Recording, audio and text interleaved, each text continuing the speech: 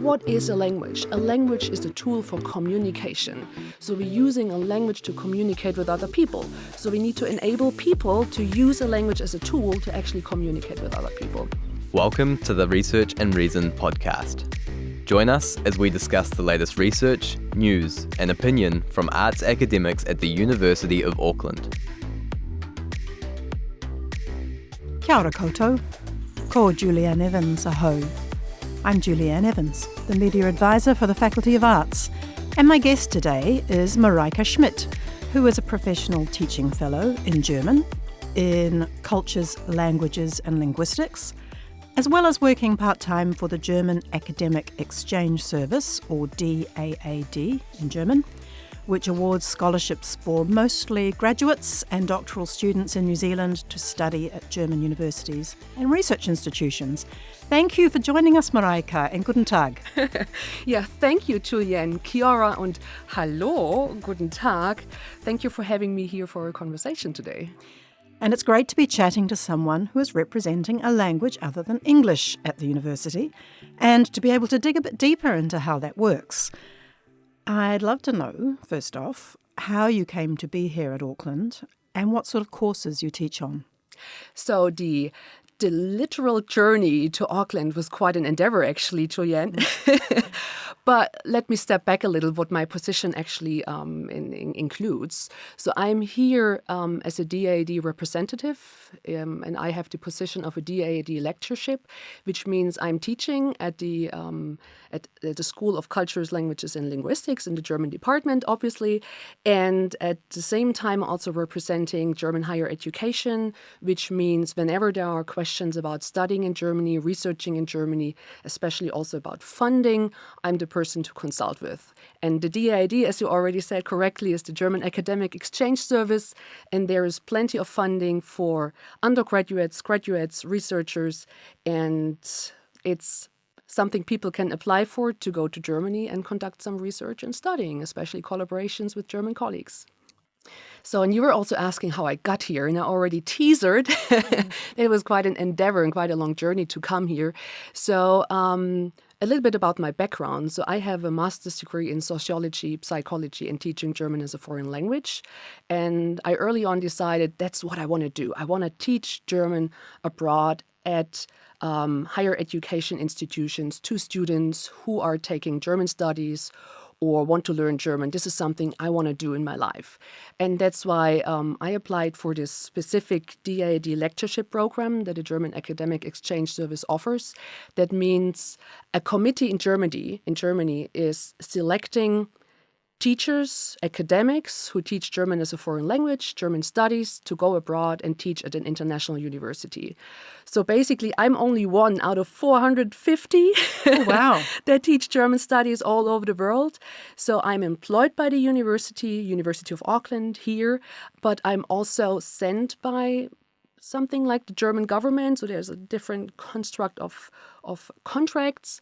And this position already brought me to China, brought me to Poland for 6 wonderful years. I was a lecturer at a university in Szczecin, one of those almost unpronounceable city names in Poland, and also to Warsaw, where I also worked with the team of the branch office of the DAAD, which was very exciting. And then I had a different position in Beijing at actually the sports university. Yeah. And they had a huge language learning center, and their goal was to have a native speaker as a teacher for every European language they were offering. And I was the native speaker who was a teacher for German, so in Beijing at a sports university. But then I wanted to do something different, and I applied for this position here in New Zealand at the University of Auckland. I got selected at the beginning of I got selected at the end of 2020, so during the pandemic, where no one really knew what was going to come. And I was always hoping, okay, this position is going to start in February 2021, so of course I'm going to make it to New Zealand on time. I didn't. So I had to wait for 1.5 years outside of New Zealand before I was actually able to come to the country, meet my students, meet my colleagues, and do my job, which is consulting about going to Germany, research in Germany, and also, of course, teach German. So I was teaching online for 1.5 years. Wow, I didn't realize that. Of course, yeah. So how was that? It must have been very difficult at first, was it? I would say the most difficult issue was the time difference, because between Germany and New Zealand, there's a 12-hour time difference or a 10-hour time difference because, Northern Hemisphere, Southern Hemisphere, daylight saving time. So this was quite a challenge. So I had to get up during the night or very early in the morning, teach a couple of hours, attend meetings, speak with my colleagues, offering like an online office hour for students. And then I was sleeping during the day. So I felt like a shift worker. Yeah, I can imagine. So, yeah, it was a long journey until I eventually made it to Auckland, which was in August 2022. And how did it feel to meet your colleagues and your students face to face for the first time? Oh, gosh, this was amazing. It was amazing, especially meeting the students the first time. So I remember very vividly, it was during the first week being on campus that I was walking towards the clock tower. So I had a lecture in Clock Tower East. And suddenly there was a group of students coming towards me. They looked at me and they were surprised and just stared at me. And I was like, what's going on? And then one person was asking, are you Mareike? I said, yes, that's me. And immediately I thought, I know this face too. And then it turned out it was one of my students from my online remote language acquisition courses. And they'd only ever seen you on Zoom. We only ever met each other on Zoom. And this was actually the first time that we met in person. And the first thing that she said after she was like, oh my God, it's so great to meet you. She said, you actually got legs. Because during the Zoom time, you could also only see the head and shoulders of a person. So this was quite a fun and awesome, exciting meeting to actually meet my students the first time. Oh, I can imagine it. Yeah. What about teaching languages these days? I think probably I'm going to give my age away when I say that back when I was at this university, I didn't decide to learn French because I looked at the timetable and it said 3 laboratories a week, which involved sitting in a room with a teacher up the front and, listening to a tape recording of something and repeating it maybe back to the teacher. Now, that isn't how we teach languages now, I'm sure. No. And I know you were saying to me that you do lots of very cool stuff with your students, and I'd just be interested to know, I think everybody would, what is it like to be a university student now, learning a language like German at a university like this? Yeah, so I can assure you there's no language labs anymore. At least this is not how I'm teaching. I would say over the last 10, 15 years, there was a shift to teaching in a more communicative way. So maybe 30 years ago, the focus was on translation and grammar and more reading and writing. But what is a language? A language is a tool for communication. So we're using a language to communicate with other people. So we need to enable people to use a language as a tool to actually communicate with other people. And this is basically my idea about language teaching, and I'm pretty sure it's not just my idea of language teaching, it's the idea of basically all the language teachers nowadays, that we want to enable our students to be able to use the language to get in contact with people. One of the ways you do that, you told me, is you send them outside a lot into the world, into the environment of English, to explore it and have real conversations in English about things. Is that right? Yes, that's right. But I also want to go a step further back in the past. If we look at the pandemic, how terrible it was and how challenging it was for me to be stuck in Germany and having to teach online and only meet my students on Zoom. And my students were also sitting in their houses, in their apartments, in their rooms, being separated from each other. During the pandemic, we all know we came up with different kinds of communicating with each other, different kinds of teaching. Digitalization as the big buzzword. We're using Zoom, we're using collaborative tools, Google Docs, we're using Kahoot for language teaching. We're using many different things in the digital world to foster a language that we're teaching. And also, I have to admit, to kind of keep myself entertained during these times when I had to teach online, I thought about, I want to come up with a project that entertains me as a teacher, but at the same time entertains the students and probably even more the students. So I came up with the idea to create a podcast. So we're sitting here recording a podcast. A podcast is a medium which is very attractive, a medium that a lot of students also listen to, which is very quick, convenient. You can listen to a podcast when you're, what is the classic example, sit in a bus, commute to work, or when you're doing dishes or washing the windows, whatever. So I came up with the idea, let's work together, let's work collaboratively and create a podcast. Because what do we need? We need an audio recording software. We need headphones, and we don't even need a proper microphone because you can use your phone to record your voice. And then you edit stuff together and ta-da, you have a podcast. I mean, basically it's an audio file. And an audio file can easily be turned into a podcast by adding some music, by adding some jingles, by hosting it on a hosting platform to share the podcast with the world, basically, if you want to. And this was something that really hit a point with the students because it connected to their world, it connected what they're interested in. And for me, it was perfect to make students working together, even in times when they couldn't sit together in the classroom with me. They practiced their writing skills because they had to write a script. Of course, they had to research about the topic they wanted to talk about, so they had to read and media competency. And then they had to obviously speak. When they record a podcast, they have to speak, and then they listen again to what they recorded. And to each other's, I suppose. And to each other, yes, or do it again. And at the end, there was a product. So it's not just like a spoken word that is spoken and then it's gone. No, it was conserved in a podcast and a product students could be proud about, students could share, show the world. And it made me really proud how engaged the students were during this project. And this showed me as a teacher also, this is something I want to keep doing. This is something with which I can engage students. This is something that students can do outside of the classroom. This is something where students can work together autonomously.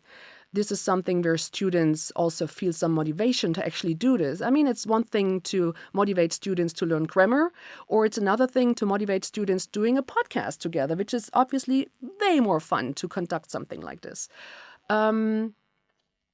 Yeah, and so I came up with the idea, okay, Mareike, you have to change your teaching to more project-based, to engage students, to foster their intrinsic motivation, to make them wanting to learn the language and not just, oh, Mareike tells me I have to learn the grammar.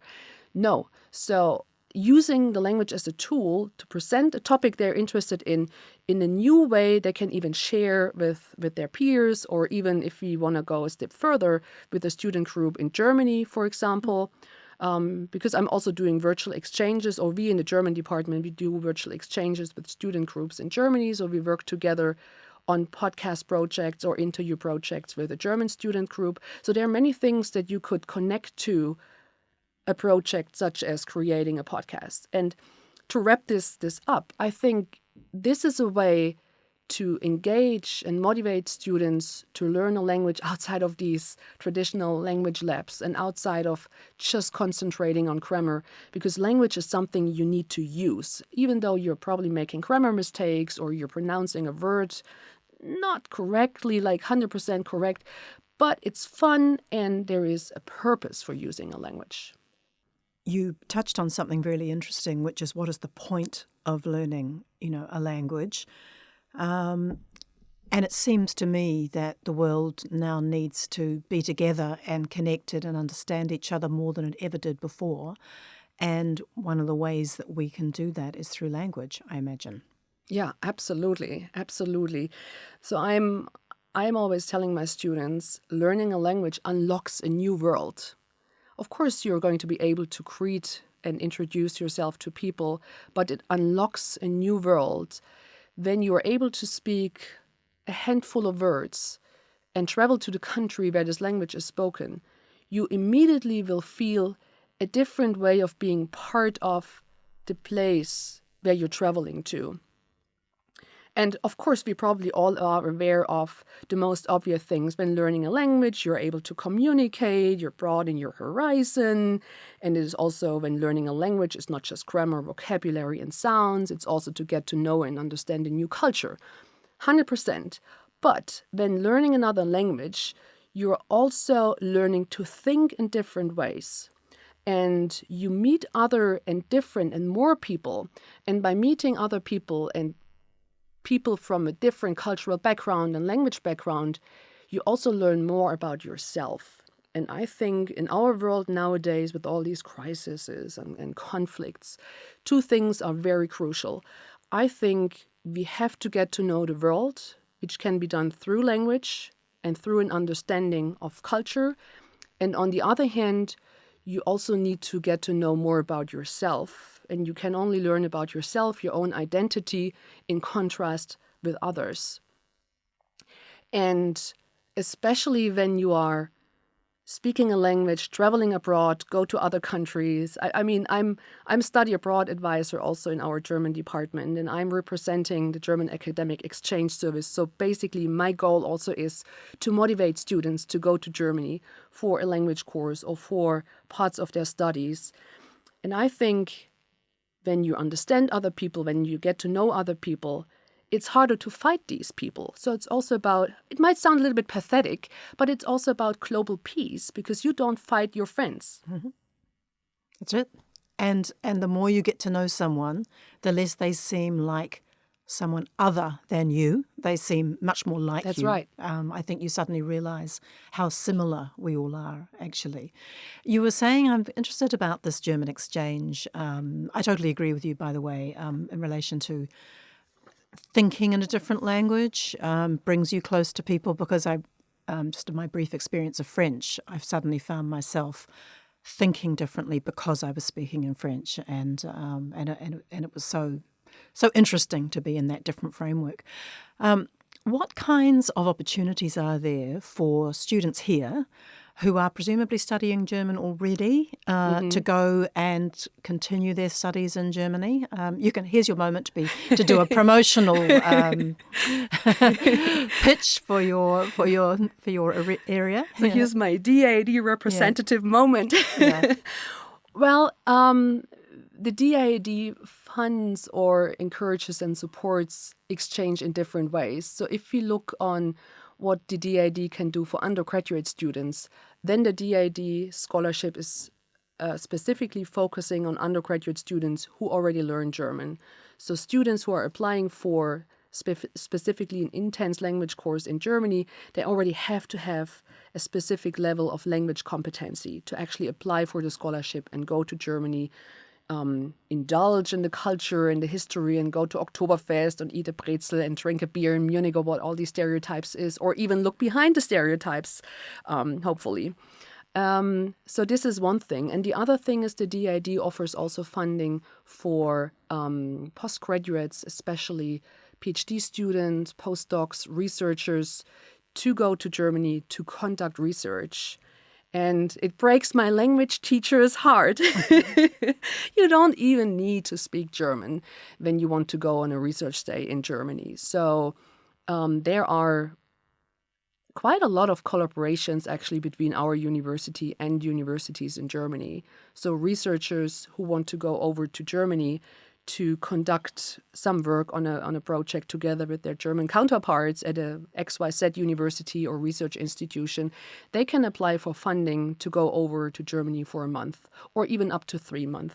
So there is plenty of funding, and especially a focus is on PhD students, because this is something that the DAAD really focuses on, is young academics, support young academics, enable young academics, and like potential future elite researchers to conduct their studies in cooperation with German researchers. Of course, foster collaboration, and always have in mind, I'm only one of about, 450 other colleagues.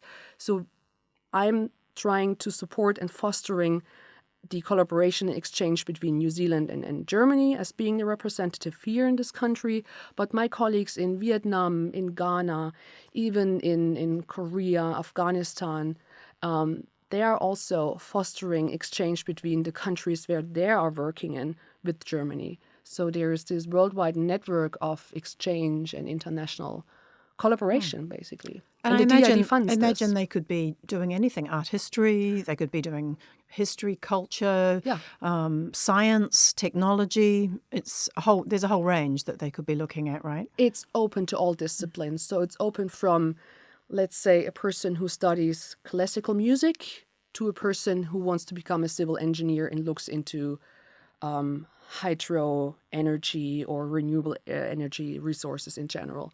So there is funding for every discipline, and it's absolutely not limited to German studies or to cultural studies in general or global studies. Everyone can apply. I mean, science, engineering, Germany is the country to go to. And I imagine that when those students who go to Germany and have those experiences come home, they are changed, and I'm imagining in a very wonderful way. 100%, Julianne. It's fantastic. I mean, on the one hand, I teach a language in classroom, and students would say it boils down to grammar and vocabulary. But on the other hand, then when these students go to Germany and when they return, like the very first second, they come around the corner and they enter my office and they say, "Hi, Mareike, I'm back." This beaming faces, it's amazing. They change. There is this confidence, and then there's this, "Oh my God, I've been to Germany. I could use the language I was learning here in our classrooms, and I experienced all the culture that you were talking about in classroom, and everything from theory was put into practice.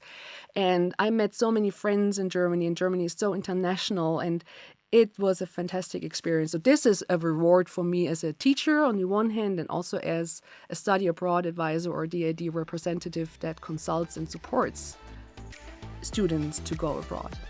Well, I think that's a wonderful, uplifting note to end on. Thank you so much for coming in and talking to us today. Yeah, thank you, Julianne. You've been listening to the Research and Reason podcast. Stay up to date with the Faculty of Arts by following us on social media.